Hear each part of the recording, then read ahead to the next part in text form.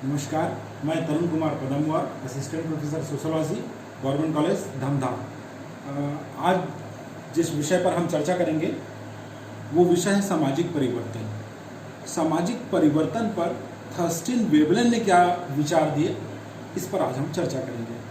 तो थर्स्टिन वेबलेन के सिद्धांत को समझने के पहले हम समझ लेते हैं कि सामाजिक परिवर्तन होता क्या है। देखिए, सामाजिक परिवर्तन का आशय ऐसे परिवर्तन से होता है जिसका संबंध समाज के बहुसंख्यक व्यक्तियों से या सदस्यों से अथवा संपूर्ण समाज से, समाज के किसी आंशिक भाग में उसका प्रभाव पड़ रहा है या उससे समाज के थोड़े बहुत ही व्यक्ति प्रभावित हो रहे हैं, ऐसा कोई भी परिवर्तन सामाजिक परिवर्तन नहीं कहलाता तब तक जब तक इसका प्रभाव समाज के अधिकांश या पूरे समाज पर न पड़े। अब समाज में सामाजिक परिवर्तन क्यों और कैसे होता है, इस पर अलग अलग लोगों ने अलग अलग विचार दिए हैं। अब यही अलग अलग विचार आगे चलकर उनके सिद्धांत के रूप में परिवर्तित हुए।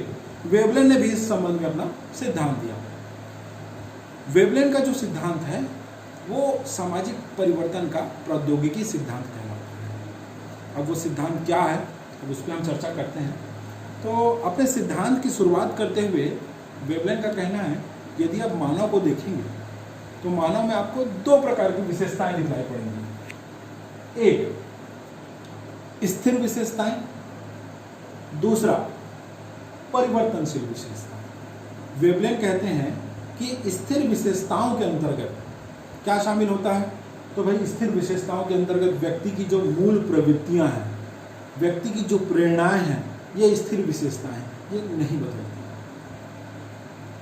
दूसरा परिवर्तनशील विशेषताएं, इसके अंतर्गत वेबलेन कहते हैं कि व्यक्ति के विचार करने का जो तरीका है, विचार करने की जो शक्ति है, व्यक्ति की आदतें,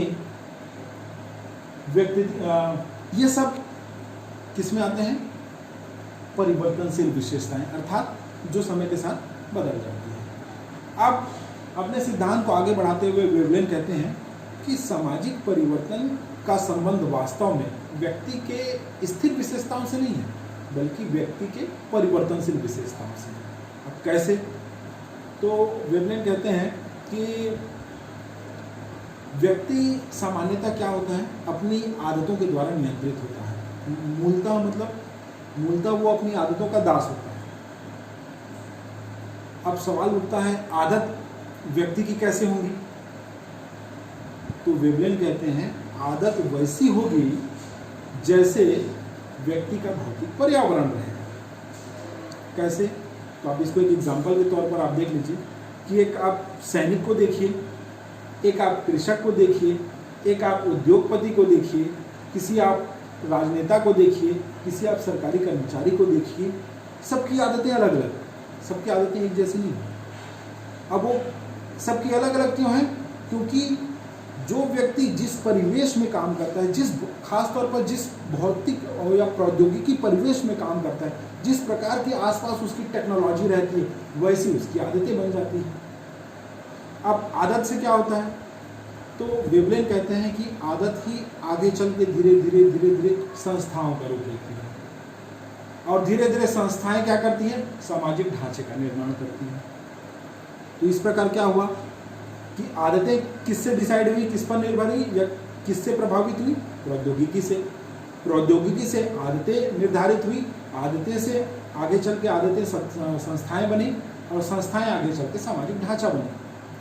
अब सामाजिक परिवर्तन का आशय क्या होता है कि सामाजिक ढांचे में बदलाव। अब वो ढांचा कैसे बदल रहा है, वेबलेन के हिसाब से वेबलेन कहता है कि जब प्रौद्योगिकी बदलती है तो अपने आप व्यक्ति की आदत बदलती है, आदत बदलती है, संस्थाएं बदलती है, संस्थाओं के बदलने से सामाजिक ढांचा बदल जाता है।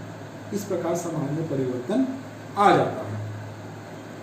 तो मूलतः यदि हम देखें तो वेबलेन का जो सिद्धांत था वो प्रौद्योगिकी के इर्द गिर्द ही घूमता है, और ये भी मार्क्स की भांति केवल और केवल एक कारक को उत्तरदायी मानते हैं। मार्क्स ने आर्थिक कारक को उत्तरदायी माना, वेबलेन प्रौद्योगिकी कारक को। इस सिद्धांत में हमको बहुत सारी खामियां दिखलाई पड़ती हैं।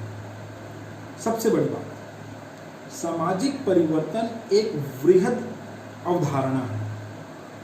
सामाजिक परिवर्तन जिसका संबंध संपूर्ण या अधिकांश समाज से होता है, आप उसमें होने वाले परिवर्तन को किसी एक कारक से जोड़ के स्पष्ट नहीं कर सकते। वास्तव में ये सामाजिक परिवर्तन जो होता है वो कई कारकों का मिला जुला प्रभाव होता है, जिसकी मार्क्स ने भी और वेबलेन ने भी अवहेलना किया। वेबलेन ने केवल और केवल प्रौद्योगिकी को उत्तरदायी माना। दूसरी बात, उनका जो पूरा सिद्धांत था वो व्यक्ति की आदतों के आसपास घूमता है, ये भी उनके सिद्धांत की एक कमियां थी। तो ये था मार्क्स का थर्स्टन वेबलेन का सामाजिक परिवर्तन का सिद्धांत, जिसको हम प्रौद्योगिकी सिद्धांत के रूप में भी जानते हैं। धन्यवाद।